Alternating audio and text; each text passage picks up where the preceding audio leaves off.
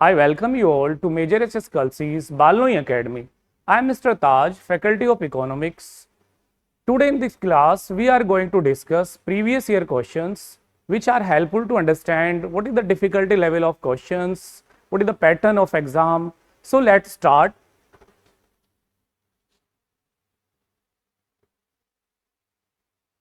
Yes, previous year questions, PYQ, CDS written exam, Economics 2024, CDS 2024 one written exam.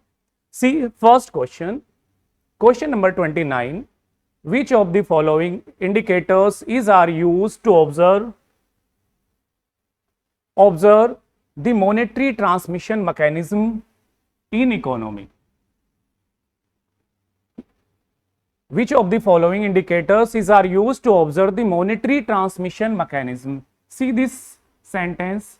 What is about monetary transmission mechanism in the economy? Means monetary transmission mechanism के लिए कौन कौन सी tools use करती है RBI? जैसे first option is weighted average lending rate. Second option is weighted average domestic term deposit rate. And the third option is 1 year median MCLR lending rate and SDF standing deposit facility rate. तो these are the four options. Question पूछा जा रहा है कि जो RBI transmission करती है monetary terms में वो कौन कौन से टूल्स को यूज करती है. तो फर्स्ट टूल क्या है? Weighted average lending rate. और सेकंड टूल क्या है? Weighted average domestic term rate. And the third is median MCLR. And fourth क्या है? Standing deposit facility rate. तो यहाँ पे जो ऑप्शन 1 इज राइट, क्योंकि जो लैंडिंग रेट होता है बेसिकली जो इंटरेस्ट रेट होता है उसके कम या ज्यादा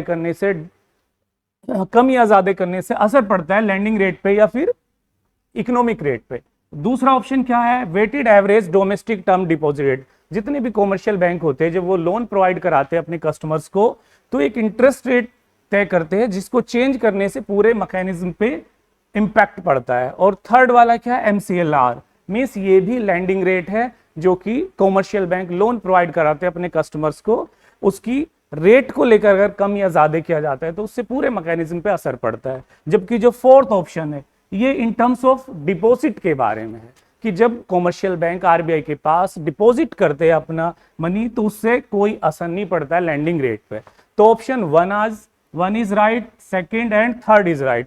तो आंसर इज बी, जबकि डी इसका ऑप्शन गलत है. See next question. Yes. Question number 30. Consider the following statement regarding instrument of monetary policy. ये monetary policy के regarding statement दिए हुए हैं. First statement क्या है? Standing Deposit Facility SDF, जिसकी हमने अभी previous question में बात की थी.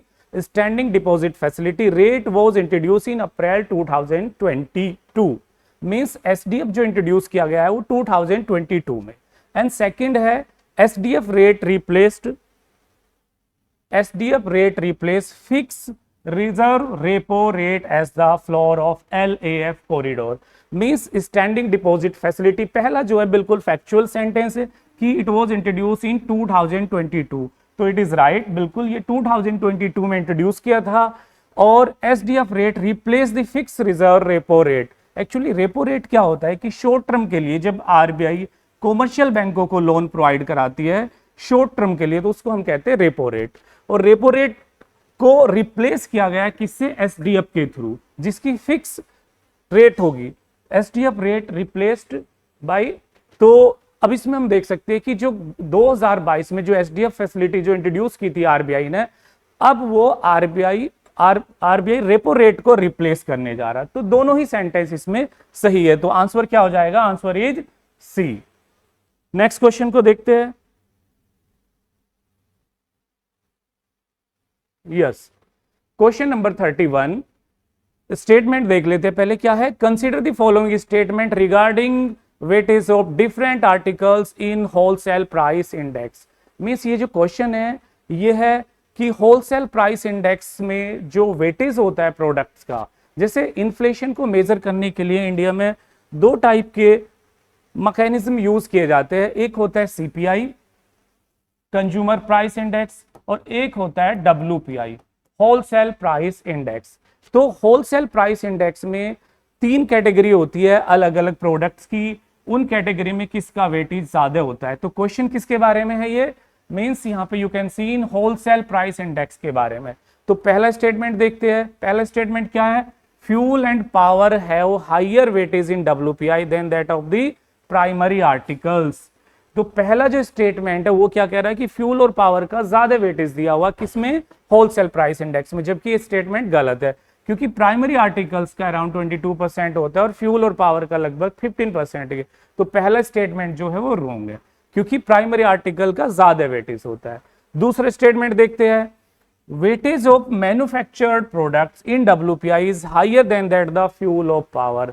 ये स्टेटमेंट बिल्कुल सही है क्योंकि मैन्युफैक्चर्ड जो प्रोडक्ट्स होते हैं अराउंड 60% के करीब उनका वेटेज होता है, तो उनका वेटेज इसमें ज्यादा होता है, higher than the fuel of power.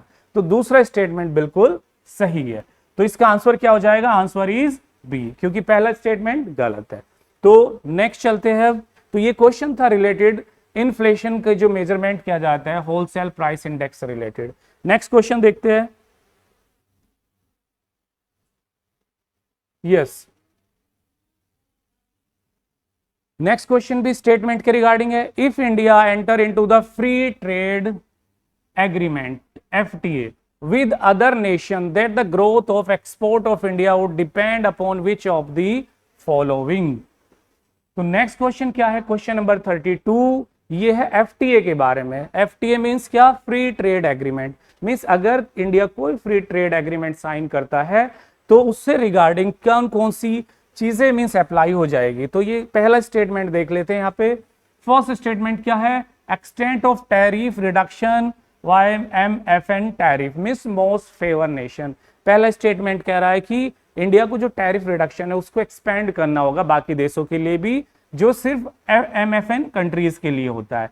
तो पहला स्टेटमेंट सही है। सेकंड स्टेटमेंट देख लेते हैं, extent of relaxation in terms of rules of origin.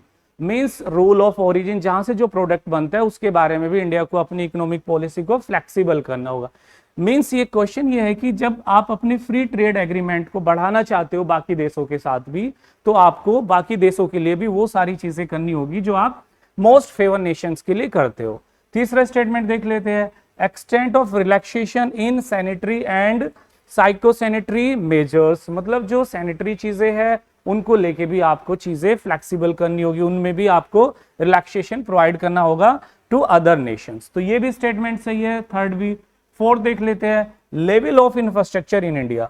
बिल्कुल लेवल ऑफ इंफ्रास्ट्रक्चर को भी इंक्रीज करना होगा क्योंकि आपको ज्यादा कंट्रीज तक एक्सेस करनी है, ज्यादा कंट्री को एक्सपोर्ट करना होगा, तो आपको ये भी बढ़ाना होगा। नेक्स्ट स्टेटमेंट देख लेते हैं, income in nation with which India enter into FTA। Means उनकी इनकम को भी माइंड करना होगा। Income in nation with which India means वहां पे डिमांड किस प्रोडक्ट की है, उनकी कैपेबिलिटी कितनी है उस प्रोडक्ट या उस सर्विस को परचेज करने की, तो ये भी देखना होगा। तो ये स्टेटमेंट भी सही है। तो ऑप्शन क्या हो जाएगा इसका, 1 2 3 4 5। तो option D is the right answer. तो इसमें हमने देखा कि ये क्वेश्चन भी स्टेटमेंट से रिलेटेड है। नेक्स्ट क्वेश्चन देखते हैं।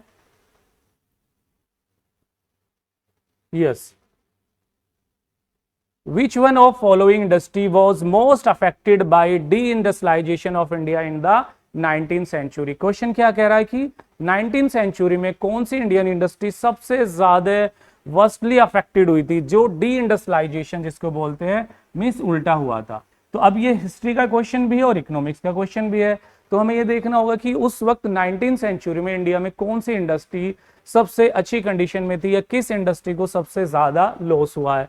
अब यहाँ पे देखो, silk manufacture, cotton, textile, iron and steel और वूलन मैन्युफैक्चर। तो इंडिया जो कि कॉटन का सबसे ज्यादा टाइम तक, लंबे टाइम तक प्रोड्यूसर रहा है, एक्सपोर्टर रहा है, तो सबसे लंबे टाइम तक मींस कॉटन इंडस्ट्री इंडिया में ग्रोथ की है, तो इसलिए कॉटन इंडस्ट्री को ही सबसे ज्यादा लॉस हुआ। क्योंकि ब्रिटेन में क्या मैन्युफैक्चरिंग मशीनों से होने लगी थी, इंडिया में जो कॉटन इंडस्ट्री बुरी तरीके से अफेक्ट हुई 19th सेंचुरी में, वो सबसे ज्यादा असर इसी पे पड़ा। नेक्स्ट क्वेश्चन देखते हैं। Yes, Which of the following were objective of the G20 summit 2023 India's presidency? Recently India में अभी G20 की समिट हुई थी। क्वेश्चन पूछा हुआ है कि G20 की समिट में कौन कौन से गोल्स थे। तो क्वेश्चन करंट अफेयर का भी है और इकोनॉमिक्स का भी है। पहली चीज जो हमें समझने की है वो G20 एक्चुअली क्या है। G20 एक ग्रुप है 19 कंट्रीज प्लस EU का, यूरोपियन यूनियन का, मतलब 20 बड़ी इकोनॉमी का एक ग्रुप है जो कि मेंबर्स कंट्री में एनुअली अपनी समिट को ऑर्गेनाइज करते हैं। तो इस बार इंडिया में हुआ था ये G20। अब इसका देख लेते हैं क्या क्या गोल रहे हैं 23 में इसके। फर्स्ट क्या था, ग्रीन डेवलपमेंट। बिल्कुल, ये ग्रीन डेवलपमेंट पे सबसे ज्यादा फोकस किया गया है क्योंकि इंडिया में आपने देखा होगा हाइड्रो एनर्जी, सोलर एनर्जी को फोकस किया जा रहा, तो it was one of the major goal green development. Second देख लेते हैं accelerating programme on SDG sustainable development goal, मतलब 17 गोल है जो यूएनओ ने डिसाइड किए हुए, तो उनको लेकर भी प्रोग्रेस पे बात हुई है, तो ये भी ऑप्शन था। नेक्स्ट देखते हैं विमेन लेड डेवलपमेंट, मींस ऐसा डेवलपमेंट किया जाए जो इंक्लूसिव हो, जिसमें विमेन को पार्टिसिपेशन मिले, तो ये भी मींस सही ऑप्शन है। तो तीनों ही मेजर गोल थे G20 की समिट में जो कि इंडिया में हुई है। तो आंसर देख लेते हैं इसमें 1, 2 एंड 3, तो ऑप्शन इज सी। तो C is the right answer, 1, 2 and 3। G20 की समिट में तीनों ही मेजर गोल थे। नेक्स्ट क्वेश्चन चलते हैं।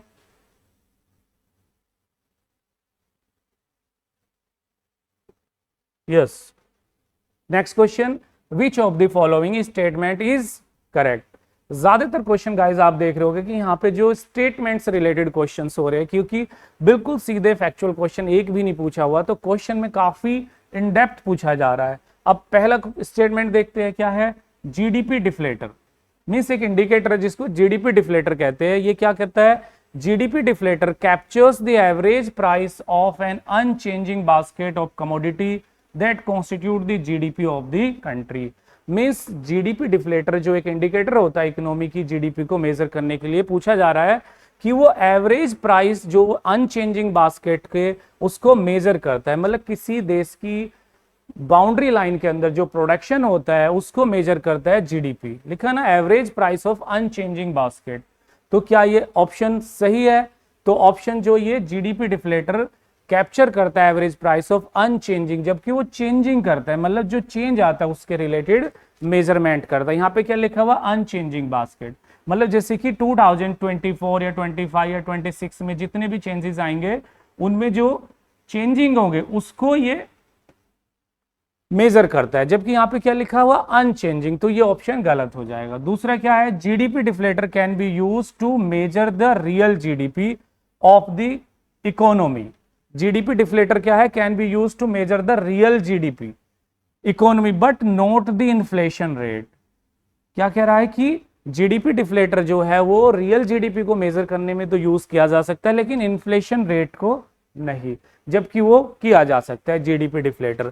तो यहाँ पे दोनों ही ऑप्शन गलत हो जाएंगे, तो आंसर क्या हो जाएगा इसका, आंसर इज डी, क्योंकि दोनों ही ऑप्शन जीडीपी डिफ्लेटर के बारे में ये सही कंडीशन नहीं बता रहे।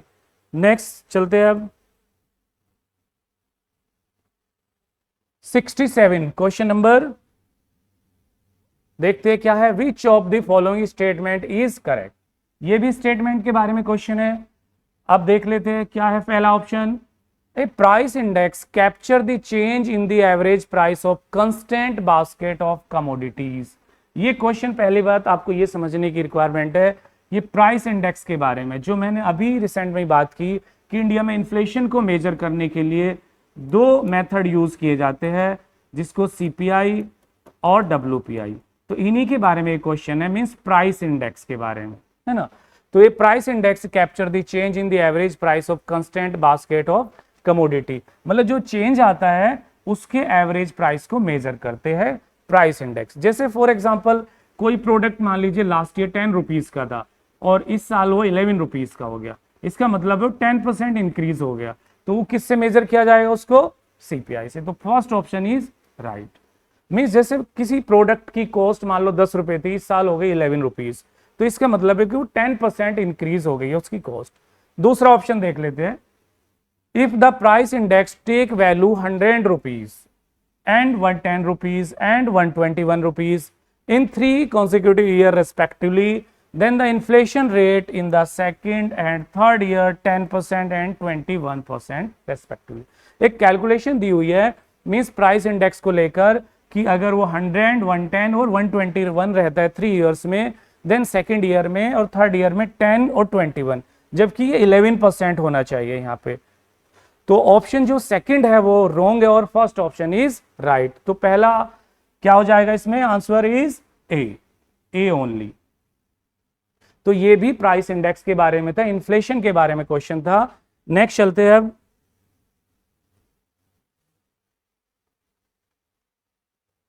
Yes, question number 68, which of the following statement is correct. ये भी स्टेटमेंट के बारे में क्वेश्चन है। तो एक बात इससे साफ पता चलती है कि ज्यादातर क्वेश्चंस की आपको इन डेप्थ नॉलेज होनी चाहिए, आपको अंडरस्टैंडिंग होनी चाहिए टॉपिक, आपको फैक्ट याद है उससे क्वेश्चन बिल्कुल भी सोल्व नहीं होंगे, आपको अंडरस्टैंडिंग होनी चाहिए। क्या कह रहा है, फर्स्ट ऑप्शन देखते हैं। Most of India's reserve is held in the form of foreign currency. Means ज्यादातर जो इंडिया का रिजर्व होता है, जिसको हम फॉरेन एक्सचेंज रिजर्व बोलते हैं, फॉरेक्स भी बोलते हैं इसको, foreign exchange reserve. Actually forex क्या होता है कि कुछ सर्टेन अमाउंट होता है फॉरेन करेंसी की फॉर्म में, गोल्ड की फॉर्म में, एसडीआर की फॉर्म में और मॉनेटरी ट्रेंच की फॉर्म में। तो ऑप्शन क्या है पहला, कि ज्यादातर जो हमारा रिजर्व है वो फॉरेन करेंसी की फॉर्म में। बिल्कुल सही है, क्योंकि इंडिया के पास अभी अराउंड 65 बिलियन डॉलर के करीब फॉरेन एक्सचेंज है, खासकर डॉलर की फॉर्म में है वो, जिससे हम इंपोर्ट करते हैं बाहर से। दूसरा ऑप्शन देखते हैं, there is no cost of holding foreign currency as reserve by a nation. Means foreign currency को रिजर्व रखने की कोई कॉस्ट नहीं लगती है। ये भी ऑप्शन सही है, क्योंकि आरबीआई इसको होल्ड करता है, तो आरबीआई को कोई कॉस्ट पे नहीं करनी पड़ती। तो option second is also right. तो क्या हो जाएगा इसका answer, answer is C, both 1 and 2। तो दोनों ही ऑप्शन सही है। किसके बारे में, फॉरेक्स रिजर्व के बारे में, ठीक है, फॉरेन एक्सचेंज रिजर्व के बारे में है दोनों स्टेटमेंट। नेक्स्ट क्वेश्चन पे चलते हैं। Yes, question number 69। Question number 69 किसके बारे में देख लेते हैं। विच one of the following statement, देखो यहां पे भी स्टेटमेंट के बारे में है, इज नॉट करेक्ट। ऑप्शन देखते हैं, चारों ही ऑप्शन देखने पड़ेंगे। पहला क्या है, the market mechanism over produce a good that generate positive externality. Means option पहला क्या कह रहा है कि मार्केट वो चीज प्रोड्यूस करती है जो सोसाइटी के लिए पॉजिटिव हो हमेशा। लेकिन ये बात सही नहीं है, क्योंकि मार्केट हमेशा वो चीज प्रोड्यूस करती है जिसकी डिमांड ज्यादा हो। जैसे आप देखोगे ज्यादातर फूड इंडस्ट्री में बहुत सारी इंडस्ट्रीज है जो कि ऐसी चीजें भी प्रोड्यूस करती है जो हमारी हेल्थ के लिए सही नहीं होती है। तो पहला ऑप्शन क्या कर रहा है, the market mechanism over produce a good that generate positive externality. तो पहला ऑप्शन गलत हो जाएगा। दूसरा देख लेते हैं, ए कैप एंड ट्रेड और pollution permit can be use by the government to achieve the social optimum. Means कई बार सोशल वेलफेयर के लिए, सोशल गोल को अचीव करने के लिए गवर्नमेंट, आपने देखा होगा बहुत सारी चीजें ऐसी परमिट करती है जो एक लिमिटेड पोल्यूशन भी करती है, लेकिन उसको सोसाइटी के पॉजिटिव एक्सटर्नलिटी के लिए यूज किया जाता है। तो क्या लिखा हुआ, a cap and trade of pollution permit can be use by the government to achieve this social optimum. तो ये ऑप्शन सही हो जाएगा। आपने देखा होगा बहुत सारी चीजों को गवर्नमेंट अलाउ करती है कई बार सोशल कॉस्ट के लिए। नेक्स्ट ऑप्शन देखते हैं, the optimal amount of subsidy in the case of an actively that produce a positive externality is the difference between the social benefit and the private benefit at the optimum। Means generally दो sector होते हैं, एक होता है private sector, एक होता है public sector, मतलब गवर्नमेंट सेक्टर।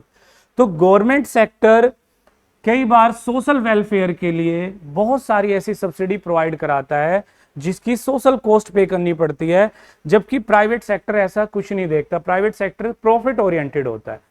तो क्वेश्चन क्या कह रहा है कि जो ज्यादातर सब्सिडी का यूज होता है वो पॉजिटिव एक्सटर्नलिटी के लिए भी गवर्नमेंट करती है, in terms of means social benefit, है ना, जबकि प्राइवेट बेनिफिट जो बिल्कुल अलग होता है। तो ये ऑप्शन भी सही है। थर्ड ऑप्शन देख लेते हैं, tragedy of Commons is an example of A negative externality. कभी कभी क्या होता है कि ट्रेजेडी ऑफ कॉमन क्या होती है कि जब बहुत सारे लोगों के लिए कुछ ऐसे स्टेप उठाने पड़ते हैं जो कई बार मींस सोशल वेलफेयर में भी नहीं होते हैं, तो उसके बावजूद उसको किया जाता है। तो वो किसका एग्जाम्पल है? एक्सटर्नलिटी की। जैसे बहुत सारे लोग ऐसे होते हैं जिनकी कॉस्ट गवर्नमेंट को पे करनी पड़ती है, जिसका नेगेटिव इंपैक्ट पड़ता है हालांकि सोसाइटी पे, लेकिन गवर्नमेंट को कई बार उसको करना पड़ता है। तो ये भी ऑप्शन सही है। तो इसका आंसर क्या हो जाएगा? क्या था question? Statement is not correct, तो आंसर हो जाएगा ए। तो A is the right answer. Next question देखते हैं।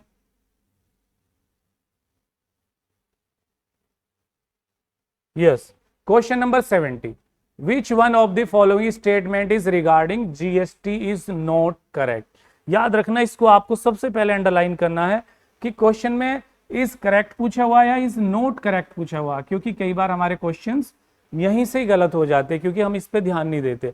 जीएसटी सबसे फेवरेट टॉपिक हो गया इकोनॉमिक्स में, जब से जीएसटी इंप्लीमेंट हुआ 2017 के बाद से हर साल एक क्वेश्चन पूछा जाता है। अगर आप अपने प्रीवियस ईयर क्वेश्चंस देखोगे तो पहला स्टेटमेंट, ये भी स्टेटमेंट के बारे में क्वेश्चन है।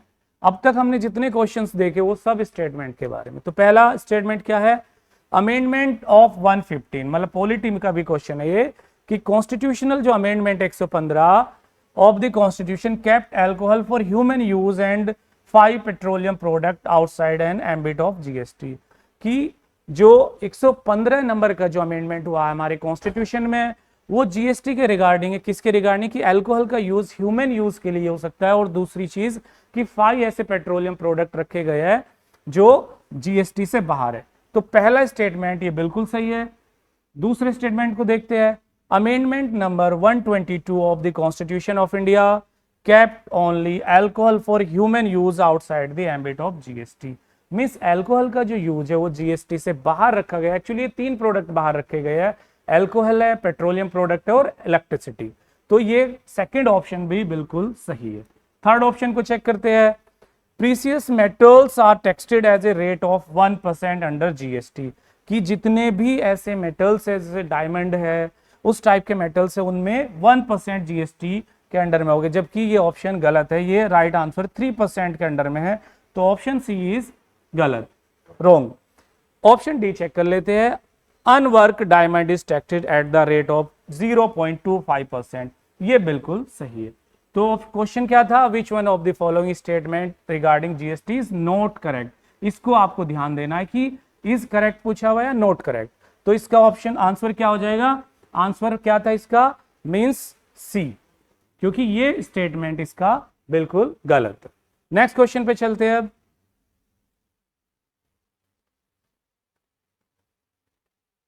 Yes, question number 71, which one of the following statement. देखो यहां पे भी फिर दोबारा स्टेटमेंट के रिगार्डिंग क्वेश्चन पूछे हुए हैं। Regard to the report of Tendulkar committee on poverty estimate is are correct. याद रखिएगा कि ज्यादातर जो क्वेश्चंस है वो स्टेटमेंट के रिगार्डिंग क्वेश्चंस पूछे हुए हैं, इन डेप्थ क्वेश्चन पूछे हुए हैं। यहाँ पे देखिए अब तेंदुलकर कमेटी की रिकमेंडेशन से क्वेश्चन पूछा हुआ, which is on about poverty estimation. Statement check करते हैं। पहला स्टेटमेंट देखिए, the committee had use an all India urban poverty line basket as a reference to drive both rural and urban poverty level. कि जो Tendulkar committee थी उसने जो use किया है वो urban poverty line basket use किया है पॉवर्टी को डिसाइड करने के लिए। एक्चुअली पॉवर्टी लाइन होनी कितने पे चाहिए? जैसे मैं आपको बताऊं, 2 टाइप की पॉवर्टी होती है। एक होती है एब्सोल्यूट पॉवर्टी और एक होती है relative poverty.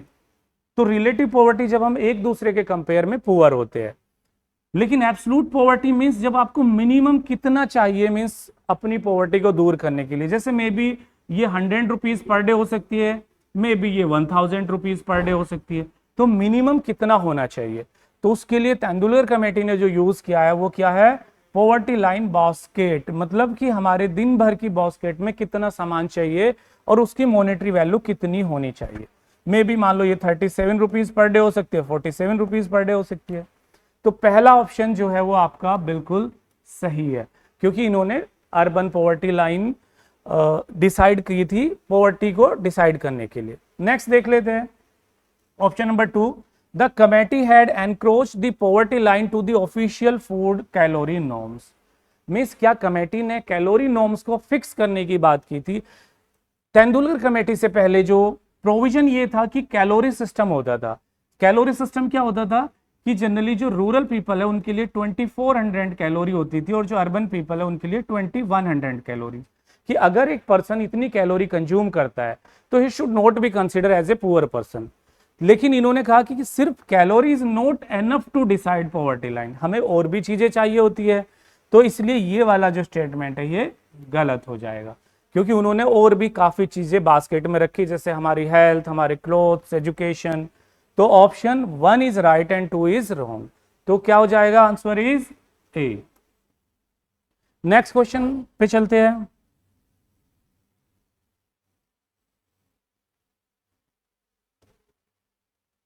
Okay,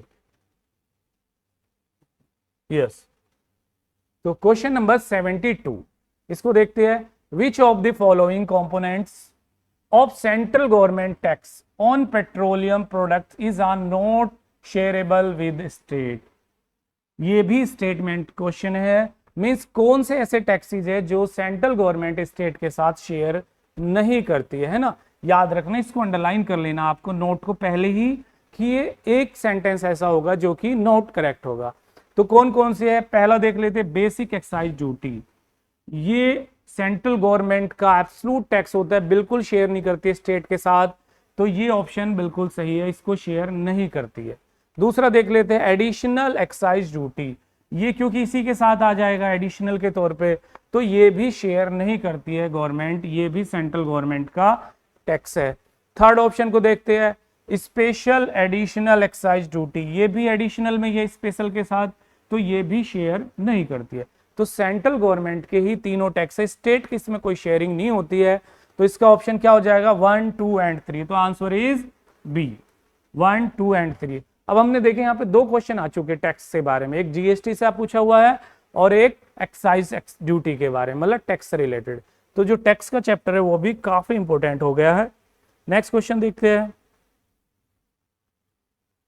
yes, next question क्या है, level of per capita GDP. अच्छा, जीडीपी का ये दूसरा क्वेश्चन पूछा हुआ है, याद रखना कुछ कुछ टॉपिक्स ऐसे जो फ्रीक्वेंटली वहां से क्वेश्चन पूछे जाते हैं। तो क्या है, level of per capita GDP depend upon which of the following. GDP मतलब क्या होता है, ग्रोस डोमेस्टिक प्रोडक्शन, मतलब एक देश की बाउंड्रीज के अंदर, जैसे हमारा देश है, इसकी बाउंड्रीज के अंदर जितना भी प्रोडक्शन होगा, आइदर वो इंडियन ने किया हो या फॉरेनर ने किया हो, तो उसको क्या कहेंगे, हमारे देश की जीडीपी कहेंगे, ग्रोस डोमेस्टिक प्रोडक्शन। तो वो जो प्रोडक्शन है वो डिपेंड करेगा किस किस पे, तो पूछा हुआ upon which of the following. पहला, proportion of the population in the working age, भाई हमारे देश में मान लो कितने लोग काम करने वाले हैं, तो उसका असर पड़ेगा जीडीपी पे। मान लो सपोज करो हमारे देश में 52, मान लीजिए 50 की एज के काफी सारे लोग हैं जो कि वर्किंग पॉपुलेशन मानी जाती है, या मान लीजिए 15 to 65 के बीच की पॉपुलेशन है। अगर ये मैक्सिमम होगी तो ज्यादा प्रोडक्शन होगा, मिनिमम होगी तो कम होगा। तो क्या लिखा हुआ, proportion of population in the working age. मान लो अगर ज्यादातर सीनियर सिटीजन हुए तो कम हो जाएगा।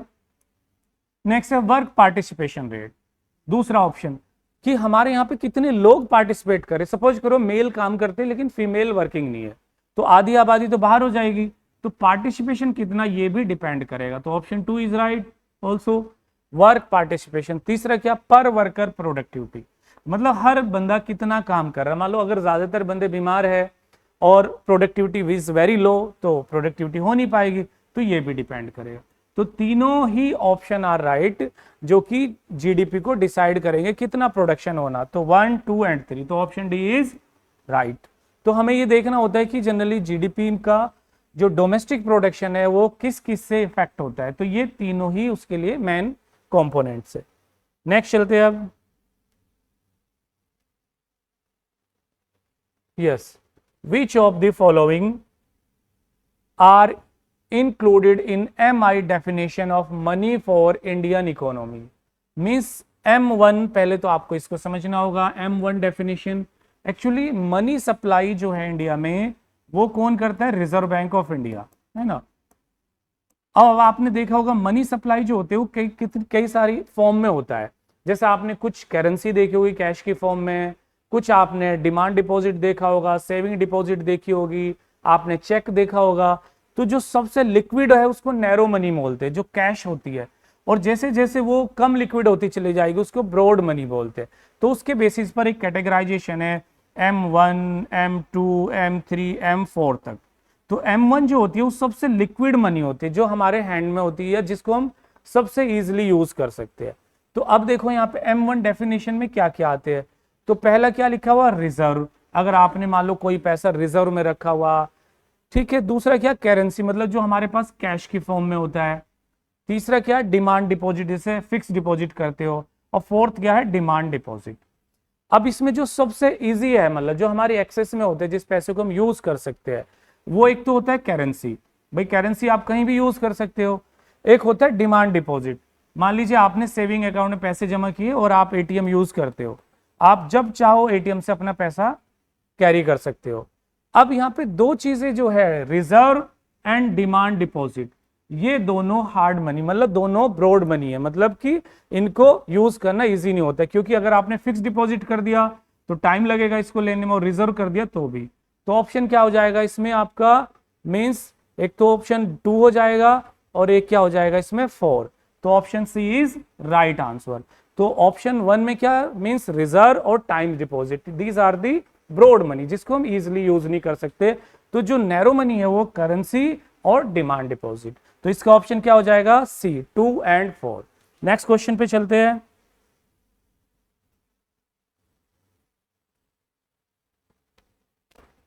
Yes, question number 75, which one of the following statement is not correct. Guys इसको आपको ध्यान रखना, इज नॉट करेक्ट है ना, is not correct for national income accounting of India. ये भी जीडीपी से रिलेटेड है, मींस इनकम ऑफ इंडिया से रिलेटेड है। National income of India means national income accounting के बारे में कौन सा स्टेटमेंट सही नहीं है। अब यहां पे देखते हैं, फर्स्ट स्टेटमेंट को चेक करते हैं।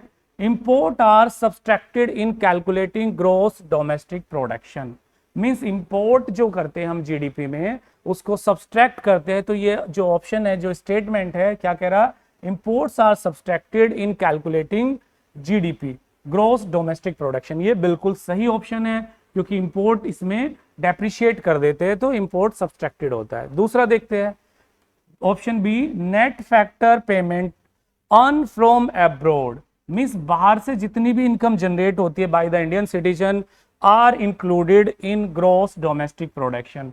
तो ये स्टेटमेंट रॉन्ग है, ये स्टेटमेंट गलत है, क्योंकि जो बाहर से जो इनकम होती है, इनकम फ्रॉम अब्रॉड, उसको हम जीएनपी में काउंट करते हैं, ग्रॉस नेशनल प्रोडक्शन में, जीडीपी में उसको काउंट नहीं करते हैं। तो ये ऑप्शन क्या हो जाएगा हमारा, गलत हो जाएगा। नेक्स्ट देखते हैं C, purchase and sale of second hand goods are not included in domestic production. ये ऑप्शन बिल्कुल सही है, क्योंकि जो सेकेंड हैंड चीज है उनको हम काउंट नहीं करते, हम जनरली उनको जो फाइनल गुड्स होते हैं, जो फर्स्ट हैंड होते हैं, उनको काउंट करते हैं जीडीपी में।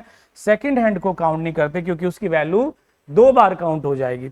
डी ऑप्शन देखते हैं, inventories are included in GDP means gross domestic capital formation, बिल्कुल सही है, जितनी भी कैपिटल गुड्स है इसमें हम काउंट करते हैं।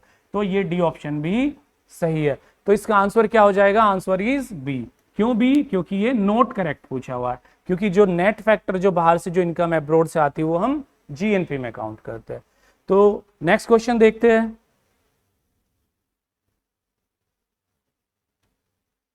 Yes, and 76, this is the last question. Question देखते हैं, under normal downward sloping demand curve and fully elastic supply curve of a commodity and exogenous decrease in demand would lead to. अब तक जो हमने question की discuss किए वो ज्यादातर मैक्रो इकोनॉमिक्स के क्वेश्चन थे। ये पहला क्वेश्चन है जो माइक्रो इकोनॉमिक्स से पूछा हुआ, जो डिमांड एंड सप्लाई के बारे में पूछा हुआ। क्वेश्चन समझते हैं पहले। पूछा हुआ under normal downward sloping demand curve, means demand का जो कर्व होता है उससे रिगार्डिंग पूछा हुआ, and fully elastic supply curve of a commodity. Option देखते हैं क्या क्या है इसमें। फर्स्ट क्या पूछा हुआ है, increase in equilibrium price and quantity, means अगर प्राइस इंक्रीज होता है तो डिमांड या क्वांटिटी पे कैसा असर पड़ेगा। दूसरा ऑप्शन देखते हैं, decrease in equilibrium price and quantity, means क्या प्राइस जो डिक्रीज होगा और क्वांटिटी पे उसका कैसा असर पड़ेगा। सी ऑप्शन देखते हैं, decrease in equilibrium quantity and no change in price, means quantity decrease होगी लेकिन प्राइस पे कोई असर नहीं पड़ेगा। फोर्थ ऑप्शन देखते हैं, increase in equilibrium price and no change in quantity, means price increase होगा लेकिन क्वांटिटी पे कोई असर नहीं पड़ेगा। अब ऑप्शन क्वेश्चन को फिर से एक बार देख लेते हैं। Under normal downward sloping demand curve and fully elastic supply curve, means अगर इस कर्व में डिमांड बढ़ती है तो प्राइस पे कैसा असर पड़ेगा, तो प्राइस क्या होगा, मींस प्राइस भी इंक्रीज हो जाएगा। तो इसमें ऑप्शन क्या आ जाएगा, ऑप्शन ए, क्योंकि डिमांड और सप्लाई का जो कर्व होता है हमेशा वो इनवर्स रिलेशन होता है। अगर डिमांड बढ़ेगी तो प्राइस भी बढ़ जाएगा, अगर डिमांड कम है तो प्राइस भी कम हो जाएगा। तो option is a is the right answer. तो हमने अभी जो क्वेश्चन डिस्कस किए इससे गाइस जो कंक्लूजन जो निकल कर आता है वो निकल कर आता है, पहली चीज सबसे इंपॉर्टेंट कि क्वेश्चन बिल्कुल भी इजी नहीं पूछे जा रहे हैं, इन डेप्थ नॉलेज होनी चाहिए, अंडरस्टैंडिंग होनी चाहिए। इसके लिए आपको 2-3 चीजें कवर करनी पड़ेगी। सबसे इंपॉर्टेंट चीज आपको इकोनॉमिक सर्वे गवर्नमेंट जो रिलीज करती है हर साल, आपको उसको ढंग से पढ़ना होगा, 3 से 4 क्वेश्चन उससे पूछे जा रहे हैं।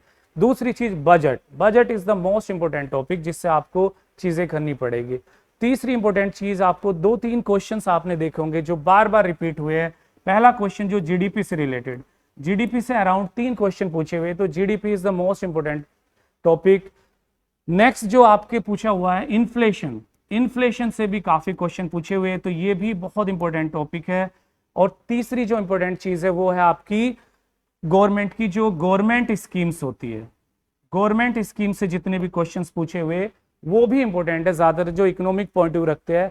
तो हमने जो क्वेश्चंस डिस्कस किए उससे 2-3 बातें साफ हो जाती है कि आपको इकोनॉमिक्स की थ्रू आउट आपको स्टडी करनी होगी, तभी जाके क्वेश्चन सॉर्ट आउट हो सकते हैं। तो इस क्लास के थ्रू हमने जितने भी प्रीवियस क्वेश्चन थे वो सारे इंक्लूड किए। आई होप आपको इससे काफी हेल्प मिलेगी। मिलते हैं नेक्स्ट क्लास में।